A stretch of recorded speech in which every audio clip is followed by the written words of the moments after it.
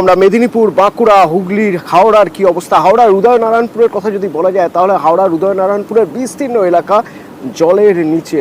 Flood সেন্টারে আশ্রয় নিতে হয়েছে। কিভাবে মানুষ রয়েছেন, প্রশাসন কিভাবে সাহায্য করছে, খাবার, জল, শুকনো খাবার, ওষুধ পর্যাপ্ত তো, ঠিক সময় মতো পাচ্ছেন তো? আমার সঙ্গে সরাসরি রয়েছেন সন্তু। প্রথমে একটু জেনে নিতে চাইবো কি অবস্থায় রয়েছে, কতটা জায়গা জলের তলায়? দেখো, গতকালের তুলনায় কিন্তু বলা যায় অবনতি হয়েছে উদয়নারায়ণপুর প্লাবন পরিস্থিতি। গতকালের তুলনায় এবারে যা জানা যাচ্ছে 10টি গ্রাম পঞ্চায়েত, এই 10টি গ্রাম পঞ্চায়েত 112টি গ্রাম কিন্তু এই মুহূর্তে জলের তলায় কার্যত বলা চলে। এমনকি উদয়নারায়ণপুর যে হুগলি সংযোগকারী রাস্তা, সেই রাস্তায় গতকালই জলের তলায় ছিল। আজ কিন্তু উলুবেড়িয়া আমতা থেকে যে রাস্তাটি উদয়নারায়ণপুর দিকে যায়, সেই রাস্তায় কিন্তু কার্যত জলের তলায় চলে গেছে। তাহলে বলাই চলে যে উদয়নারায়ণপুর কিন্তু কার্যত বিচ্ছিন্ন দ্বীপের মতো পরিণত হয়েছে।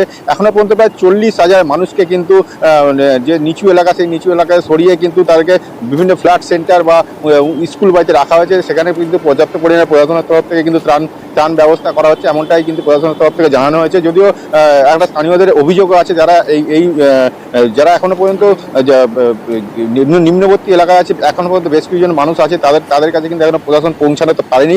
সেখানে কিন্তু এনডিআরএফ এর টিমও কাজ করছে তাদেরকে উদ্ধার করে আনার জন্য। স্বাভাবিকভাবে পরিস্থিতি যেটা দেখা যাচ্ছে, উদয়নারায়ণপুরে কিন্তু প্রায় 112টি গ্রাম নতুন করে প্লাবিত হয়েছে এবং যে পরিমাণে জল বাড়ছে তাতে কিন্তু আরো গ্রাম প্লাবিত হওয়ার আশঙ্কা। 112টি গ্রাম জলে ভাসছে, আরো বহু এলাকা নতুন করে প্লাবিত হতে পারে। 40,000 মানুষ আশ্রয়হীন, গৃহহীন। ফ্লাড সেন্টারই এখন তাদের একমাত্র আশ্রয়স্থল। এই যদি উদয়নারায়ণপুরের ছবি হয়, একবার আমতার ছবিটা আপনাদের দেখাতে চাইবো।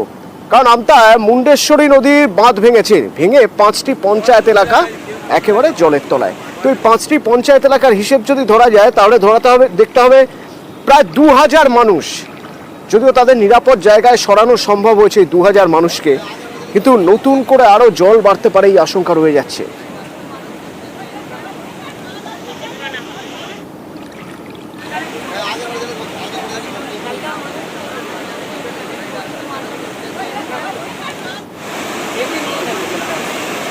ওরা ঘুরতে যায় না, কেউ ঘুরতে যায় না।